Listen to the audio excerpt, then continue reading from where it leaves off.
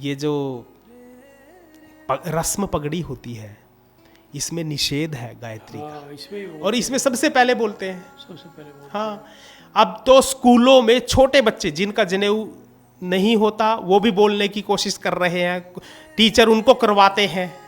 जैसे हम आज राष्ट्रगान गाते हैं, कहीं राष्ट्रगान चल रहा है, हम चल रहे हैं, खड़े हो तो एकदम खड़े हो जाते हैं, और खड़े भी सावधान अवस्था में पूरा निभाते हैं, कोशिश करते हैं। मतलब यदि हमें पता है तो हम कोशिश करते हैं हिले ना डुले ना और सावधान अवस्था हमारी हो जाए। ये राष्ट्रगान क्या है? ये तो केवल रविंद्रनाथ की एक कविता ही तो थी, उसको हमने उस दर्जे का बनाकर उसको राष्ट्रगान के रूप में नियुक्ति दे दी, बस इतना ही तो किया। आज तो मीटिंग शुरू होती है गायत्री मंत्र से, समाप्त होती है गायत्री मंत्र बोलो। बीच में किसी आत्मा की शांति की बात है तो गायत्री मंत्र से शांति दो। ये परंपराएं जो घुस गई ये गलत हो गई। गायत्री हर अनुष्ठान में बोलने की गायत्री स्वीकार नहीं कर सकती, क्योंकि महामंत्र है, और यदि उसका गलत प्रयोग कर दिया तो विस्फोट होगा। जो कर रहा है उसका भावी तो बिगड़ेगा, जो सुन रहे हैं उनका भविष्य भी दांव पर लगता है। पाकिस्तान का मान लो यदि कुछ उसका राष्ट्रगान आ गया तो हम मुंह मोड़ लेंगे, क्योंकि वो उस तरीके से नहीं देते हम।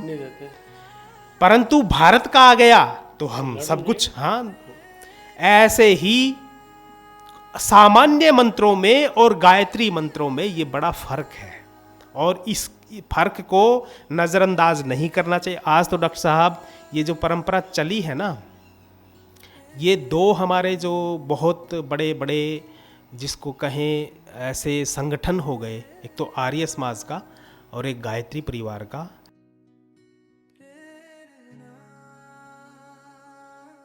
नमस्कार, प्रेरणा वाणी केंद्र से मैं जय भगवान सिंगला, और हमारे साथ हैं हमारे साथी अरुण पराशर जी। पराशर जी, आपका इस पॉडकास्ट में स्वागत है जी। धन्यवाद। पराशर जी, हम अक्सर देखते हैं कि लोग ना जहाँ बैठते हैं गायत्री मंत्र का उच्चारण करते हैं।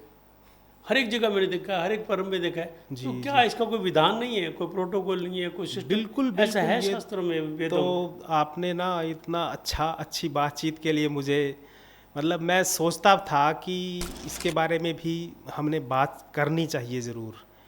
आप तो ये कह रहे हैं कि हर अनुष्ठान में कर लेते हैं, मैं ये कहता हूँ कहीं भी कर लेते हैं। कहीं भी कर लेते हैं? अरे मतलब मुझे तो कई बार ऐसा लगता है कि मतलब अवस्था, टाइम एंड जो स्पेस होता है ना, हर हमारे ऊपर होता है लागू। तो जो अपौरुषेय मंत्र हैं उनके ऊपर नहीं होगा क्या लागू? जिसने आज देखिए, जैसे हम आज राष्ट्रगान गाते हैं, कहीं राष्ट्रगान चल रहा है, हम चल रहे हैं, खड़े हो तो एकदम खड़े हो जाते हैं, और खड़े भी सावधान अवस्था में पूरा निभाते हैं, कोशिश करते हैं। मतलब यदि हमें पता है तो हम कोशिश करते हैं हिले ना डुले ना और सावधान अवस्था हमारी हो जाए। ये राष्ट्रगान क्या है? ये तो केवल रविंद्रनाथ की एक कविता ही तो थी, उसको हमने उस दर्जे का बनाकर उसको राष्ट्रगान के रूप में नियुक्ति दे दी, बस इतना ही तो किया। बस संसारी की तो है। हाँ बिल्कुल, मनुष्य की बनाई हुई रचना एक। परंतु एक वेद का मंत्र वो किसने बनाया हमें पता नहीं। इतने अवतार हो गए हमारे यहाँ, 24 अवतारों से भी ज्यादा अवतार हैं। कोई भी एक ऋग्वेद की इतनी सी भी रचना वो कर नहीं सके, बना नहीं सके। स्वयं ब्रह्म आकर शरीर में मनुष्याकार लेकर फिर भी वो वेद मंत्र नहीं बना सका। सामान्य मंत्र भी 10,580 माने जाते हैं मंत्र ऋग्वेद के, एक मंत्र भी नहीं किसी ने बनाया।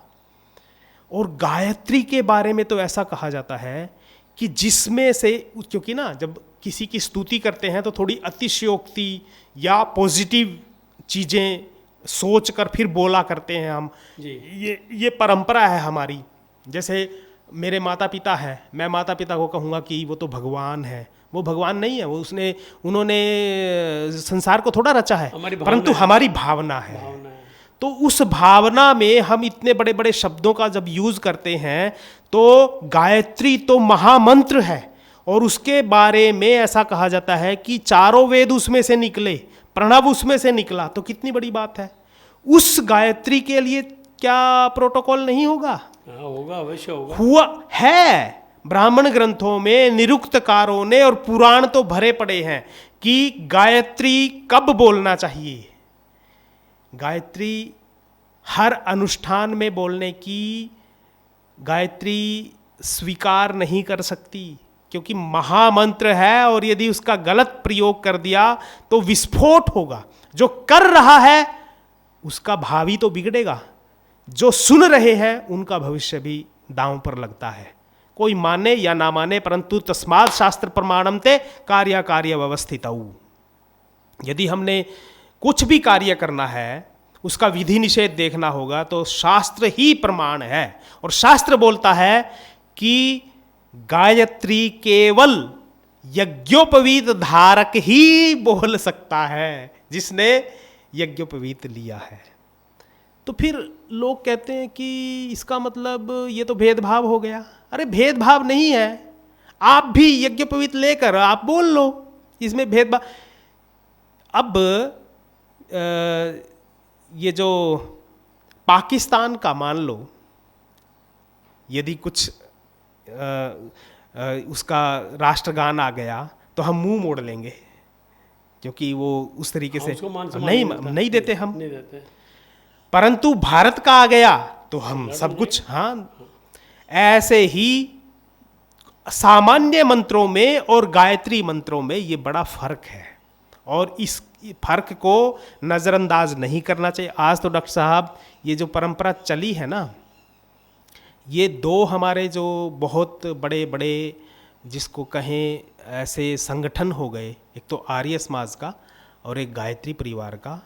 मैं उनको ये नहीं कहता कि उन्होंने बहुत कंस्ट्रक्टिव काम किया है, इसमें कोई मतलब सोच ही नहीं सकता कि उन्होंने कुछ गलत किया, परंतु इस मामले में जो वेद बोलता है उसमें थोड़ा ये भेद, हाँ, डिफर करते ही हैं और करेंगे भी। और ये जो रस्म पगड़ी होती है, इसमें निषेध है गायत्री का, और इसमें सबसे पहले बोलते हैं, सबसे पहले बोलते हैं। हाँ। अब तो स्कूलों में छोटे बच्चे जिनका जनेऊ नहीं होता वो भी बोलने की कोशिश कर रहे हैं, टीचर उनको करवाते हैं, और जो इस योग्य हैं वो व्रात्य की श्रेणी में है, यज्ञोपवीत हुआ नहीं, द्विज बने नहीं, फिर भी बोल रहे हैं। तो ये सब बेड़ा घर वो एक संत हैं, उन्होंने कहा था कि अपने ऊपर दया करके मत बोलो, ये मत बोलो। आजकल तो मीटिंग शुरू होती है गायत्री मंत्र से, समाप्त होती है गायत्री मंत्र बोलो। बीच में किसी की आत्मा की शांति की बात है तो गायत्री मंत्र से शांति दो। ये परंपराएं जो घुस गई, ये गलत हो गई, सिस्टम गलत हो गया। ये सोचनीय स्थिति है, क्योंकि जब हम सब कुछ वेद को देखकर ही कर रहे हैं तो यहाँ क्यों नहीं कर रहे? किसी ने बोला कि ये महामंत्र है, अरे उसका विकल्प भी है, यदि आप योग्य नहीं हो। इतना ही नहीं, जो रजस्वला है स्त्रियां भी बोल रही हैं और रजस्वला स्त्री भी बोल रही है। कितनी गलत बात है ये। एक वो रजस्वला के बारे में भी एक एपिसोड डॉक्टर साहब करेंगे जरूर। और मैं ये बोल रहा हूँ, बहुत सारी जगह उनका निषेध है। हाँ जी, हाँ जी, बहुत सारे धार्मिक हर एक काम में निषेध। बिल्कुल बिल्कुल। विधि निषेध मानकर फिर गायत्री का उच्चारण करना चाहिए हमें, फलदायी वही। हाँ, गायत्री के ऊपर तो बहुत बातें हो सकती हैं, पर वो इशारा ऐसा है, गायत्री अतिशय पवित्र है, उसको यदि हम अधिकारी नहीं है तो मत बोलें। उसका कोई विकल्प है क्या? विकल्प राम राम, खाली राम राम भी करेंगे, मैं अब नहीं बोल सकता, तो वो उतना ही फल देगा, क्योंकि भारतीय कल्चर बोलती है कि हम फलचौर्य नहीं रखते। फल यदि किसी व्यक्ति का उसके पदानुसार कार्य हो रहा है तो उसको वही फल मिलेगा जो दूसरा व्यक्ति, जिसको हम ऐसा मानते हैं कि ये तो श्रेष्ठ कर रहा है। कुछ भी श्रेष्ठ और अश्रेष्ठ नहीं है, अधिकारी होना चाहिए, योग्यता होनी चाहिए, स्पेस एंड टाइम का ध्यान रखना चाहिए, और उस मैली अवस्था ना हो, ये सब चीज़ें ध्यान रखनी चाहिए। उच्चारण हमारे सही हैं कि नहीं, सीखे हैं कि हम नहीं, ये सब बातें हमें ध्यान रखनी चाहिए, तब जाकर गायत्री बोलनी चाहिए। एक श्लोक आता है जो ये है ना, ये इसको बोलते हैं चुल्लू, जब हम आचमन करते हैं, और इसको बोलते हैं नौका। जब हम स्वर बोलते हैं ना, स्वर करते हैं, मंत्रों में स्वर आते हैं, तो नौका, चुल्लुर नौका स्फुटो दंडा, ये ऐसे किसी को चपेटा मारना है, और स्फुटो ऐसे, स्वस्तिको मुष्टिका कृति, स्वस्ति ऐसे, जब महात्मा ऐसा करते हैं ना, कल्याण हो, इसको कहते हैं स्वस्ति। मुष्टिको ऐसे। जब हम स्वरों में, जब ये 4-5 बातें जो मैंने बोली हैं और गायत्री बोल रहे हैं और स्वरों का ध्यान नहीं है, और हम कभी यूं कर देते हैं, कभी यूं कर देते हैं, तो सारे का सारा विफल हो जाएगा। मुष्टिका वृत्ति आगे भी है, परशु हस्तास्यु, और अंगुल्याम तर्जनी, यदि हम ऐसा करके भी बोल रहे हैं। मतलब ये सारे ऋषियों ने कितना माइन्यूट उसके साथ जो जुड़ी हुई चीजें हैं उनको भी रेखांकित किया है, और उनको बताया है कि आप यदि किस तरीके से बैठे हैं और गायत्री जप कर रहे हैं, आपके स्वर कहाँ जा रहे हैं, आपका हाथ कहाँ जा रहा है, इतनी बातें हैं। निघंटु और निरुक्त आप खोल कर देखें। ये जो मैं उस दिन बोल रहा था, वेदांग, वेदांग में एक शिक्षा आती है, उसमें एक संप्रदाय नामक शिक्षा आती है। तो संप्रदाय का मतलब है कि आपकी शाखा कौन सी है, और आप की शाखा की परंपरा, वेद बोलने का जो स्टाइल है वो लगातार गुरुओं से आ रहा है सीखने में, क्योंकि उसका थोड़ा सा संकेत तो लिखित में होगा, परंतु बाकी तो विधि देख कर ही आएगी ना जो सिखाएगा हमें। तो वो सिखा कर आज तक हम तक पहुँचे हैं, वो उस शिक्षा में है, संप्रदाय शिक्षा में। तो इतना ध्यान रखा है मंत्र के सुरक्षा के लिए, ताकि वो हमारी सुरक्षा कर सके, और हम कुछ भी बोलेंगे और ये चल रहा है। तो इसका तो ध्यान हमें रखना ही होगा डॉक्टर साहब। बड़ा अजीब सा लगता है। हाँ जी, जहाँ भी देखो गायत्री मंत्र का जाप करो जी, गायत्री मंत्र का जाप शुरू हो जाता है। यंत्रों में चल गया, वो बड़े बड़े स्पीकर्स गायत्री बोल रहे हैं, जबकि ऐसा कहा गया है कि दूसरे को भी आवाज़ नहीं आनी चाहिए। जब गायत्री का वो कर रहे हैं हम जाप, दूसरे को आवाज़ नहीं आनी चाहिए। इतना ही नहीं, स्कंद पुराण में इसके बारे में एक चैप्टर है, उसमें लिखा हुआ है, गायत्री बोलते हुए यदि आपके दांत दिख गए तो आप असभ्य हैं। तो असभ्य मतलब गायत्री माता, या गायत्री सविता को माता माने, या फिर वो महामंत्र विग्रह के रूप में माने, तो उसके सामने हम असभ्यता से बोलेंगे उसका, उसके विग्रह का हम मान सम्मान नहीं करेंगे क्या? तो ये सब बातें ध्यान में रखकर फिर गायत्री का विकल्प, बल्कि ना जो तुलसीदास थे उन्होंने विकल्प भी दिया था। उन्होंने एक चौपाई दी है, जनक सुता जग जननी जानकी, अतिशय प्रिय करुणा निधान की, कि यदि हम गायत्री हमें नहीं आती, हिंदी आती है, तो वो इसका हिंदी अनुवाद माना गया है। तुलसी ने खुद कहा है कि आप इसको जप लो, गायत्री जैसा फल देगा, आपकी बुद्धि विकसित कर देगा, क्योंकि जान की गायत्री ही है हमारे लिए। तो इतनी बड़ी, मतलब जब संत महात्मा खुद अपनी इतनी प्रसिद्ध रचनाओं में बोल रहे हैं, और फिर हम क्यों दुराग्रह रखते हैं इस बात का? तो गायत्री श्रेष्ठ है। जो ये अनुष्ठान हो रहे हैं, चारों तरफ प्रवचन हो रहे हैं, तो क्या ये इसीलिए फलदायी नहीं कि विधि इनकी? बिल्कुल बिल्कुल, विधि निषेध का तो बड़ा पड़ता ही है प्रभाव। विधि अनुसार करेंगे तो परिणाम दिखेंगे भी, आएंगे भी। और निषेधात्मक बातों को भी कर रहे हैं, उनका ध्यान नहीं दे रहे हैं। अभी चलो वो तो फिर बड़ी वो हो जाएगी बात।